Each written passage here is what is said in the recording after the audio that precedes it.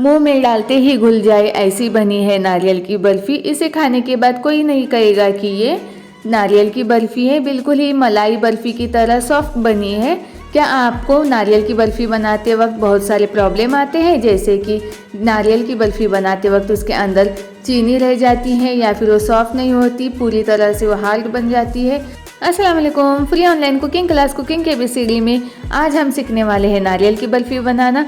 आपको जो भी नारियल की बर्फ़ी बनाते वक्त प्रॉब्लम आते हैं, जैसे उसमें चीनी रह जाती है, बहुत ही हार्ड हो जाता है, टेस्टलेस लगता है, तो इन सारे प्रॉब्लम का सोल्यूशन आपको सिर्फ यहीं पे मिलने वाला है। तो वीडियो को पूरा देखिए और कुछ खास टिप्स को फॉलो करके आप इसे घर पर बनाकर देखिए। तो उसके लिए लिए है मैंने यहाँ पे 2 नारियल, मीडियम साइज़ के 2 नारियल है। अगर आप 2 से ज़्यादा नारियल लेने वाले हैं या फिर आप बड़े साइज़ के नारियल लेने वाले हैं, उसके लिए हमें यहाँ पे क्या क्या करना है, ये सब बातें हम इस वीडियो में देखने वाले हैं। तो देखिए मैंने नारियल को फोड़ कर लिया है। तो नारियल लेते वक्त ना नारियल मीठा होना चाहिए। अगर आपका नारियल फीका निकले तो भी उसके लिए हमें क्या करना है ये भी हम देखेंगे। तो नारियल के मैंने छिलके निकाल कर ले लिया है इसे और बारीक टुकड़ों में कट करके ले लिया है। भले ही हम यहाँ पे नारियल को मिक्सर में पीसने वाले हैं, लेकिन फिर भी हमें यहाँ पे बारीक टुकड़े करके लेने हैं। तो उसके पीछे का छिलका है ना, उसे भी उतार कर लेना है। तो किस तरह से निकाल कर लेंगे, तो हम यहाँ पे चाकू की मदद से या फिर आप पीलर से निकाल सकते हैं। पीलर से तो ये जल्दी से निकलता नहीं है, इसीलिए मैं चाकू से ही निकालती हूँ। तो ऊपर से हल्का सा उसका जो काली वाली परत होती है, काली लाल 2 तरह के नारियल होते हैं, इस तरह से छिलके निकाल कर लेने हैं। तो मैं इसका भी छिलका निकाल कर इसे भी कट करके ले रही हूँ। तो देखिए इस तरह से, लेकिन नारियल को छिलने के बाद ना धोकर लेना है 2 से 3 बार। उसका वाइट वाला जो भी पानी है वो जाने तक हमें ऐसे अच्छे से धोकर लेना है और उसके बाद उसमें का पूरा पानी निकाल कर भी लेना है। उसे सुखाना है या फिर आप कपड़े से पोंछ कर भी ले सकते हैं। सुखाना मतलब धूप में या फिर 4-5 घंटे के लिए, वैसा नहीं, सिर्फ पानी निकाल कर लेना है। तो इस तरह से उसके छोटे छोटे पतले टुकड़े करके लेंगे। अब यहाँ पे ली है मैंने मिक्सी जार। तो यहाँ पे एक ही टाइम में हम सारे नारियल को नहीं पीसेंगे, थोड़ा थोड़ा करके हम 2 बार पीसेंगे। ऐसा करने से नारियल अच्छे से पीस कर होगा और साथ में उसका दूध भी नहीं निकलेगा। मिक्सर को चालू बंद करते हुए पीस कर लेना है।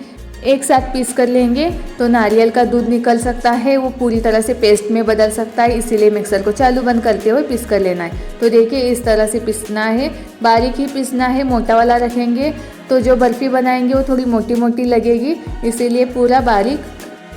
तो यहाँ पे मैंने 2 बार पीस के लिया है। तो यहाँ पे मैं 1 कटोरी में पीसा हुआ नारियल लिया है, उसी साइज़ की दूसरी कटोरी में मैंने चीनी ली है। हमें यहाँ पे पीसे हुए नारियल और चीनी का मेजरमेंट ना दोनों सेम टू सेम रखना है। अगर आपको ज़्यादा मीठा पसंद नहीं है तो आप यहाँ पे चीनी कम कर सकते हैं, लेकिन ज़्यादा मत कीजिए क्योंकि ये परफेक्ट है। अब मैंने गैस की फ्लेम ऑन कर दी है और जाली तली की कढ़ाई रख दी है। अब उसमें चीनी डालकर ले रही हूँ और जितनी चीनी लिए थे उससे आधा यहाँ पे हमें पानी लेना है। बस चीनी को डूबने तक पानी लेना है, ज़्यादा पानी लेंगे तो यहाँ पे पकने को टाइम लगेगा चीनी और पानी को, इसीलिए बस आधा क्वांटिटी में ले लीजिए। अब चीनी पिघलने तक हमें गैस की फ्लेम हाई पे करके इसे अच्छे से मिक्स करते रहना है कंटिन्यू।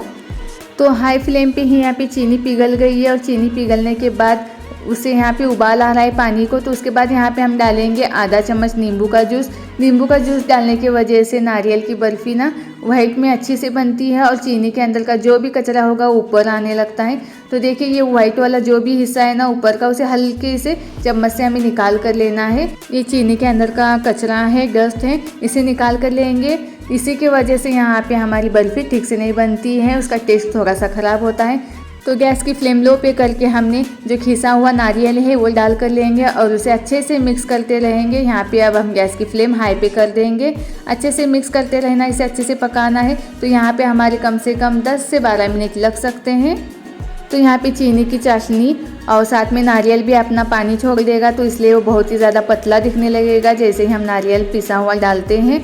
तो उसे गैस की फ्लेम हाई टू मीडियम करते हुए अच्छे से लगातार भूनते ही रहना है हमें 10 से 12 मिनट के लिए, जब तक ये पूरी तरह से सूखा नहीं हो जाता तब तक। तो अब देखिए यहाँ पे नारियल और चाशनी दोनों अच्छे से घुल मिल गए हैं और थोड़ा सा ही थिक भी हुआ है। तो यहाँ पे चाशनी और नारियल को पकाते हुए एक बात ध्यान में रखनी है, ये बहुत ही ज़्यादा तेज़ी से पकने लगता है तो इसकी छींटे ना बाहर आने लगती है कढ़ाई के बाहर, तो हमें नुकसान हो सकता है। इस बात का ध्यान रखते हुए थोड़े दूर से ही ये हमें काम करना है। और जब भी ये छींटे उड़ने लगे तब गैस की फ्लेम हमें लो पे करनी है। तो देखिए पूरी तरह से ठीक हो गया है अब। तो इसे ना इसी तरह से अलग पलटना है, हमें अलग पलटते हुए देखना है कि ये कढ़ाई में चिपक रहा है या नहीं। अगर चिपके तो आप यहाँ पे 2 से 3 चम्मच घी डाल सकते हैं, अगर नहीं तो आप इसे 1 मिनट के लिए इसी तरह से पकाइए अलगते पलटते हुए।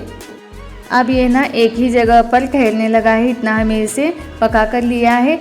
अब ना इसे चेक करना है कि ये पका है या नहीं। तो गैस की फ्लेम लो पे ही करनी है, जैसे ये पूरी तरह से ठीक होता है तब। तो उसके बाद इसे चम्मच में लेंगे और यहाँ पे चेक करेंगे। तो चम्मच पर लेने के बाद इसे ना हल्का सा उसमें से छोटा सा टुकड़ा उठाइए और इसे इस तरह से गोला बनाकर देखिए ये जम रहा है या नहीं। अगर जम रहा है तो गैस की फ्लेम बंद कर दीजिए, अगर जम नहीं रहा है तो आप इसे वापस से 1 मिनट के लिए चम्मच को चला सकते हैं लो फ्लेम पे ही। अब इसमें डाल कर लेंगे इलायची पाउडर। तो यहाँ पे मैं 2 टीस्पून इलायची पाउडर ले रही हूँ, अगर आप टेबल स्पून यूज़ कर रहे हैं तो आधा चम्मच ले लीजिए। अच्छे से मिक्स करके लेना है और फ़ौरन ही गैस की फ्लेम बंद कर देना है, नहीं तो ये ओवर कुक हो जाएंगे। तो यहाँ पे लिए है मैंने एक प्लेट को मैंने अच्छे से यहाँ पे घी लगा कर ले लिया है। आप चाहे तो ऑयल भी लगा कर ले सकते हैं या फिर आप कोई स्क्वायर शेप में कंटेनर भी ले सकते हैं। तो उसके बाद यहाँ पे मैं इसे डाल कर ले रही हूँ। तो ये वाली सारी प्रोसेस हमें जल्दी जल्दी करनी है, नहीं तो ये यहीं पे जम जाएगा। तो यहाँ पे कोई भी कटोरी ले लीजिए और उसके तले को घी लगा कर लेना है और इसे इस तरह से प्लेन करते जाना है, सभी जगह से एक ही जैसा बना कर लेना है। आप चाहे तो यहाँ पे स्पैचुला या चम्मच भी ले सकते हैं। तो इसी तरह से मैंने सेट करके ले लिया है। अब यहाँ पे उल्टानी से या फिर आप कटर से या फिर छुरी से चाकू से इसे इस तरह से कट लगा कर लेना है। कट अभी ही लगा कर लेंगे, बाद में ये जमने के बाद ठीक से कट नहीं होता, इसीलिए जब हम इसे सेट करने रखते हैं तभी इसके ऊपर कट लगा कर लेना है फ़ौरन ही। आपको कौन सी साइज़, किस साइज़ में, किस शेप में चाहिए उस तरह से आप इसे बना कर ले सकते हैं। अगर आपके पास कोई स्क्वायर शेप का बॉक्स नहीं है, कंटेनर नहीं है, तो आप यहाँ पे मिठाई का बॉक्स यूज़ कर सकते हैं, जिससे बटर पेपर लगा कर लेना है या फिर कोई पॉलीथीन लीजिए, उसके ऊपर आप घी या बटर लगा कर लेना है। तो इसी तरह से मैंने यहाँ पे सभी पे कट लगा कर ले लिया है। अब इस पर मैं डाल रही हूँ यहाँ पे सूखा केसर। आप चाहे तो भिगाया हुआ केसर भी डाल सकते हैं या फिर इसे स्किप भी कर सकते हैं, ये ऑप्शनल है। तो इसे मैं लगा कर ले रही हूँ क्योंकि ये गर्म में ही पिघल जाएगा, इसका कलर छोड़ देगा ये, इसीलिए मैं यहाँ पे सूखा ही यूज़ कर रही हूँ। अगर दूध वाला यूज़ करूँगी तो यहाँ पे बर्फ़ी ख़राब हो सकती है। तो उसके बाद यहाँ पे मैं कटे हुए बादाम के पीस डाल रही हूँ, ये भी ऑप्शनल है, अगर आपको पसंद है तो आप डालिए। इसकी जगह कोई और भी चीज़ यहाँ पे डाल सकते हैं, जैसे पिस्ता, काजू, किशमिश, या फिर आप इसे स्किप भी कर सकते हैं। तो इसी तरह से मैंने सभी को यहाँ पे पीसेस लगा कर लिए हैं बादाम के।